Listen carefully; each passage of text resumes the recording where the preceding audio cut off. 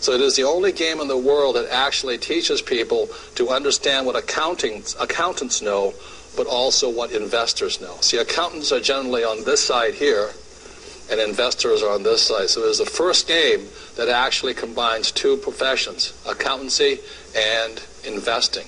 And that's what makes the game so unique. It's not an easy game, but it's a very powerful game because it gives people the financial education to learn how to have money work hard for them so they don't have to work hard for money. As I'll say it again, our school systems teach us to work hard for money, but the rich, what they teach their kids is how to have money and people work hard for them. Le quiero preguntar a Robert por qué es importante o cuál es la ventaja de aprender con un juego de mesa en contra de solamente leer el libro. What would be the advantage of playing a game and learning as opposed to just reading the book? Well, I love this game because as a kid I didn't do well in school. I found school really boring, and I always liked games. And in fact, I learned to be an investor with my rich dad, playing the game of Monopoly. And when I was just 9 years old, my rich dad would play Monopoly with me over and over and over again. And he said to me, he says, the formula for great wealth is found in the game of Monopoly. And most of us know the formula. It's 4 greenhouses, 1 red hotel. 4 greenhouses, 1 red hotel. So when I was 9 years old, I saw the future. I went, oh my goodness, that's all I have to do? And my rich dad said, yeah, that's all you have to do. So I was 9 years old. And then he took me out and he actually showed me his 4 greenhouses, what represented it.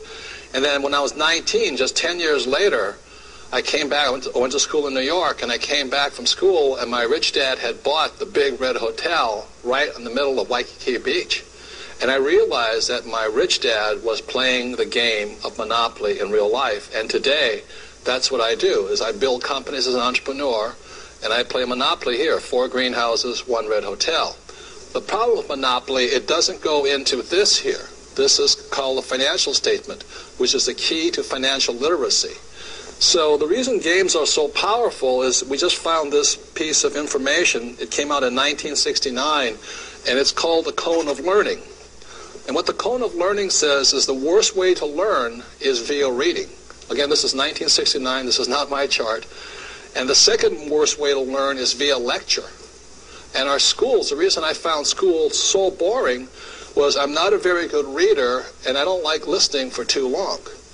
So that's the worst way. And so a lot of times when they say a student is smart, they're probably good readers, and they like sitting there and listening, which is not my way. I like to do things. Now, the same gentleman, Dale, in 1969, found that the best way to learn is doing the real thing. So for me, I learn a lot by going out and actually investing and building companies. But they said the second most important thing, according to this gentleman, Dale, in 1969, who's also a teacher, he said the second best way to learn is via a game, a simulation. So that's why we created the cash flow game. It's a lot harder than Monopoly, a lot more complex, but it's very close to the real thing. So if I could review it again here, is reading and lecture is the worst way to learn, but that's what we do in our schools, and that's why so many kids like me just jump out the window. I'm so bored, I didn't want to be there. But playing a game actually got me all engaged. I really wanted to learn. And then doing the real thing. One of the reasons so many people who do well in school do not do well in the real world, on the street here, is because our schools teach you not to make mistakes. So how can you learn anything if you don't make mistakes? You can't learn to ride a bicycle if you don't fall off one time. You can't play soccer if you don't make some mistakes some of the time. So the reason a lot of times people who do really well in school, because they can read and listen to lecture, don't do well in the real world is because they're afraid of making mistakes. So the power of a game is a game teaches people to play the game just before they do the real thing. So I recommend playing that game at least 4 to 10 times and then teaching other people, because the more you teach other people, the more you learn.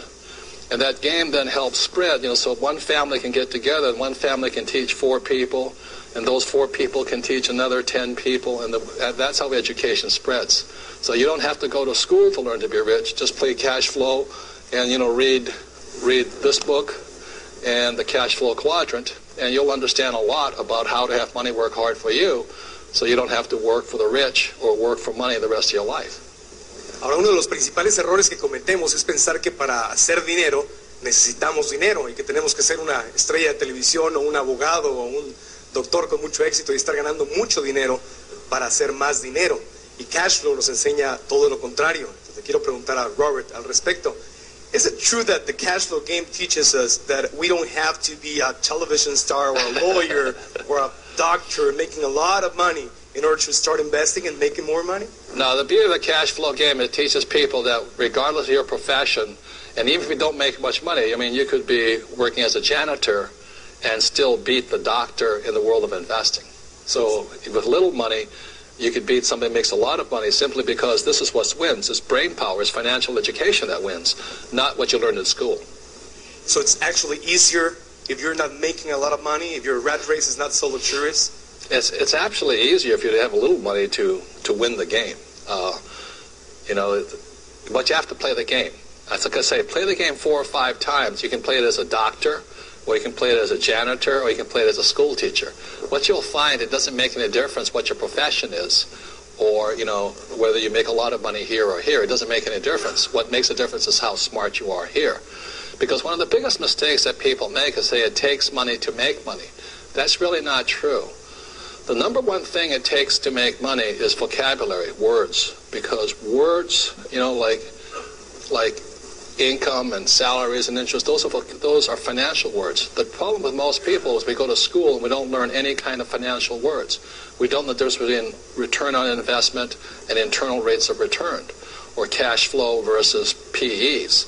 And it's vocabulary that actually makes you rich. So the more you improve your vocabulary, the words in your brain, the more money you have in your hand. So I'll say it again, is if you have money in your head, you'll have money in your hand.